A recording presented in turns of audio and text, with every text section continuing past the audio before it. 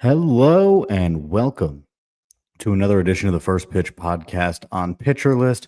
My name is Trevor Hooth. If you're joining me in the live stream, well, hey, we just got done with that 12-inning marathon that was the Mariners and Angels game. Just ended on a Harry Ford sac fly with the bases loaded. Crazy game there, but we'll talk about the games coming up in just a little bit. First, of course, we are going to dive in, talk about some of the news. The Blue Jays have designated Orelvis Martinez for assignment and activated Alek Manoah from the 60-day IL. The Alek Manoah part of that transaction is kind of just they had to do it. He had reached his limit and had to come off the IL, so he'd been rehabbing in AAA. Has not been going well for him, so he's immediately optioned to AAA. This does not affect the big league club at all. The bigger and perhaps more surprising news comes with the DFAing of Orelvis Martinez. He's been one of their top prospects in the past. He had debuted.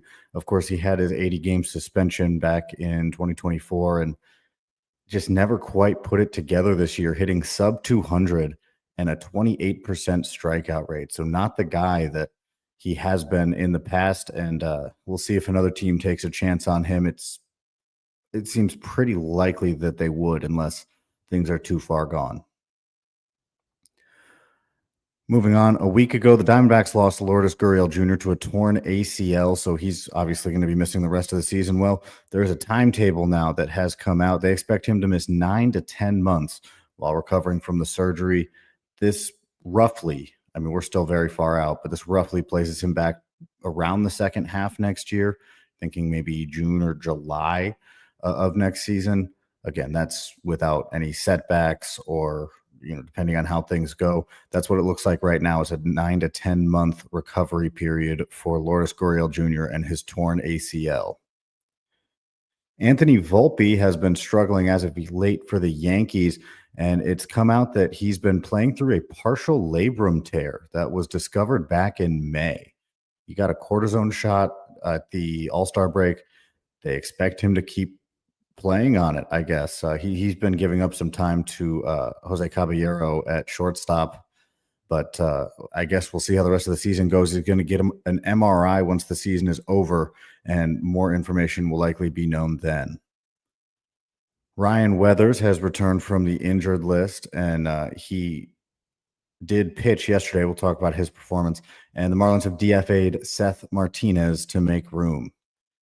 Mackenzie Gore has also returned from the IL for the Nationals just in time to pitch against me in my fantasy playoffs, because that's how things go. Again, we'll talk about his performance in his first game back in just a little bit. He was on the IL for inflammation in his throwing shoulder. He did a minimal IL stint, so feeling better, and he is back. And wrapping up our news, Reed Detmers, who's emerged as a pretty solid option out of the bullpen for the Angels this year, left a game recently with an arm injury. There aren't many updates about it other than he said there's no pain. It just feels quote unquote dead on the outside of his elbow. That doesn't sound great. More news is likely to come on that. Moving on, let's talk about some highlights from yesterday's games. A lot of pitching stuff, but we do have a few hitters to mention. Dylan Dingler has emerged as a solid, very solid fantasy catching option this year, hitting 282. He just hit his 13th home run in yesterday's game. And as of right now, at least heading into next season, he should be the starter for the Tigers. No one's going to be coming for his crown, but just thinking long term as a prospect guy, that's kind of what I do. But they have Josue Briseño, and they have some other catcher options available coming up as prospects. So I'm wondering how long Dylan Dingler will be the unrequited starter of the Detroit Tigers backstop. But he's definitely earned it this year. Once again, 282 on the season, 13 home runs. Just a solid option at catcher for you if that's who you have. Aaron Judge, if you didn't know this, Aaron Judge can still hit home runs. He had a pair of them against the Tigers yesterday. He's got 46 on the year. And Giancarlo Stanton hit his 20th home run as well. The two guys still hitting for power. How about Vinny Pasquantino for the Royals? He has emerged this year. He is becoming the dude that we thought he was going to be. Maybe he already is. He just hit his 30th home run yesterday. He's hitting 262 on the year, and this is kind of what we expected from Vinny. There were some bumps in the road, as it were, over the last year or two. But Vinny P definitely showing out this year. And finally, on hitting, again, not too many games yesterday. Jacob Marcy, apparently he's that dude. I apparently I have so many trust issues with Jacob Marcy, but he hit a double yesterday on 2 hits. He's hitting 340 with 22 extra base hits and 147 at bats. That's just about half of his hits going for extra base hits at this point. And he's got speed. He can steal bases.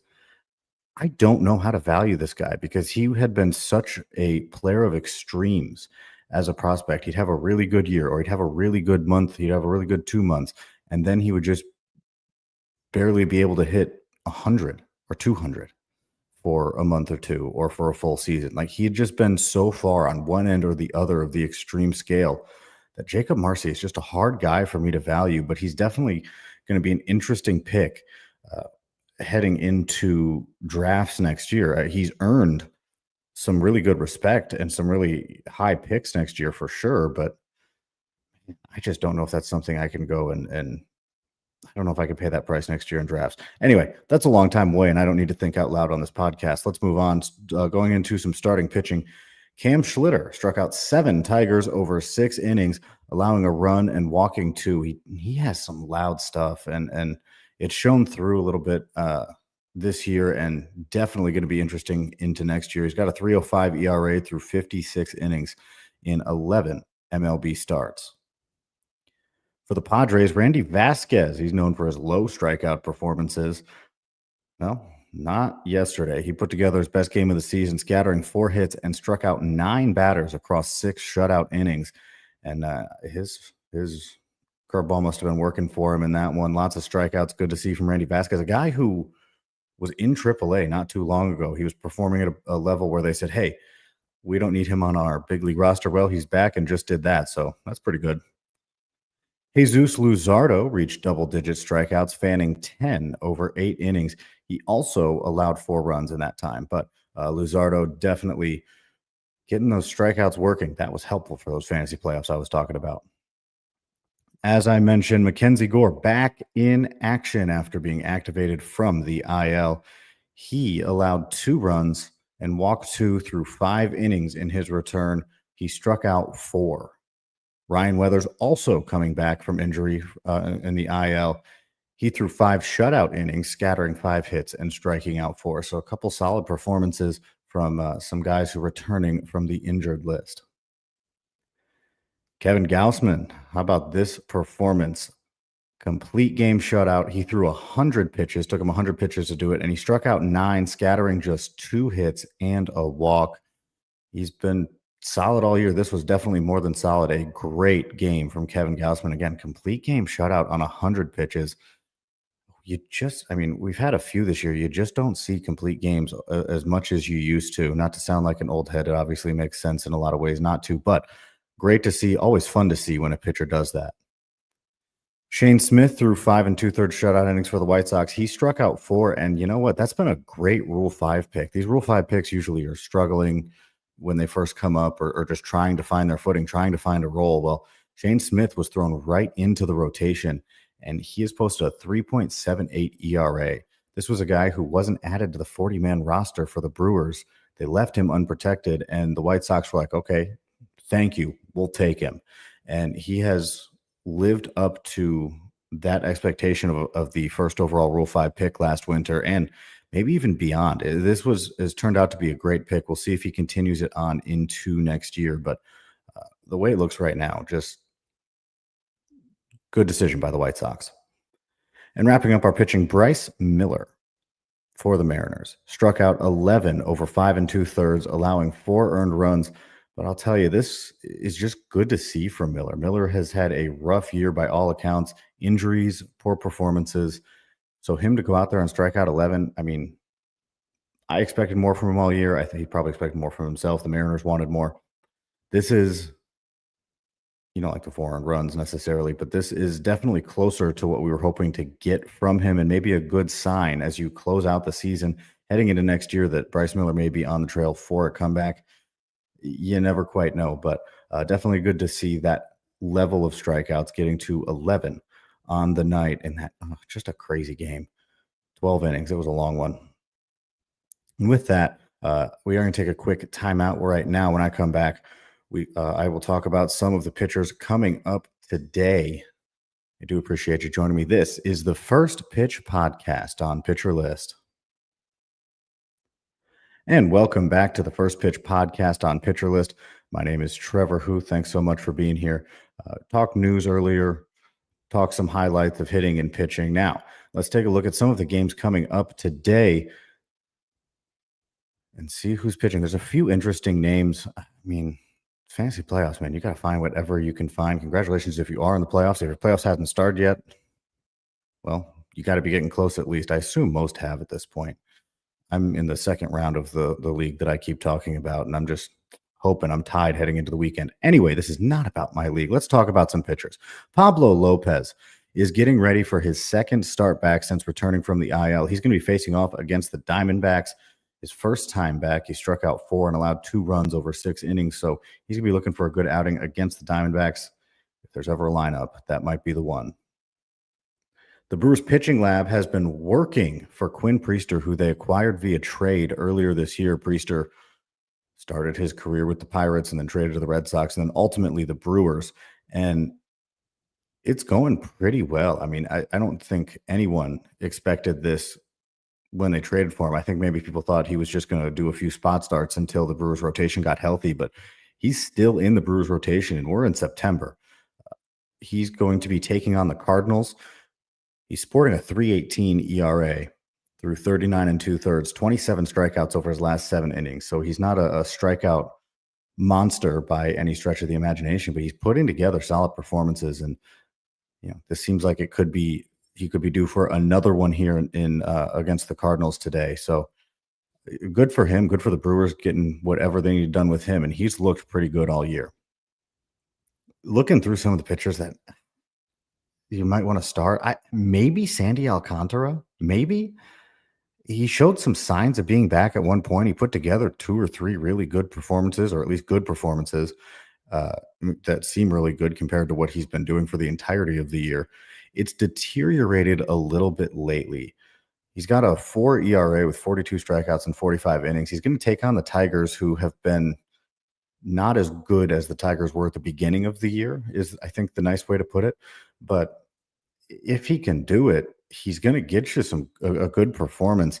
It seems like maybe he's slowly working his way back. Sometimes, when you miss that kind of time, it takes a year. So he's definitely going to be a guy I'm targeting next year in drafts. But I don't know about this year. I guess this is why you make those decisions. I probably would start him. That's just me though. He has the talent. He's shown it recently, but we'll see what happens. And finally, the matchup of the day. Maybe I'll just stop rambling. The matchup of the day, Jacob deGrom versus Jonah Tong. That's going to be the Rangers versus the Mets. I think that's going to be a really fun pitching matchup. You got Jacob deGrom, who's been great all year. They are starting to watch his innings, so he may not go that deep into the game. And you got Jonah Tong, a rookie who came up and had a really good debut. He followed it up with something that's less good. And the key for Jonah Tong is going to be his command. If he starts walking a lot of guys, then we're not going to get the Jonah Tong that we want out of him. That's the big key. He has immense upside as a frontline fantasy starter, but he needs to get that command in check, and we'll see what happens. It's all there for him. We saw it all there in his debut. So I think that's going to be a fun one, especially if Tong's throwing strikes. DeGrom versus Tong, Rangers versus Mets. That's the matchup of the day. And while I have you, I would like to remind you, check out pitcherlist.com. Nick's always doing his top 100 pitchers. Scott's always got those top 100 hitters. And of course, Rick Graham puts in some great work on those top reliever lists. And there are tons of people writing stuff all the time, and it's great content. They are much smarter than I am. So I can guarantee you that you're getting better than what you just heard, which low bar. I get that, but very smart people writing for Pitcher List. So make sure to check out that site, read the articles, check out the top 100 lists. And of course, if you are not a member of our Discord, you can become one by joining PL Pro. And we talk baseball all the time in there. You can always find me hanging out in that Prospects and Dynasty channel that we got in there, because I do love me some prospects. With that, though, I will see you guys tomorrow. I appreciate you joining me. This has been yet another edition of the First Pitch Podcast on Pitcher List.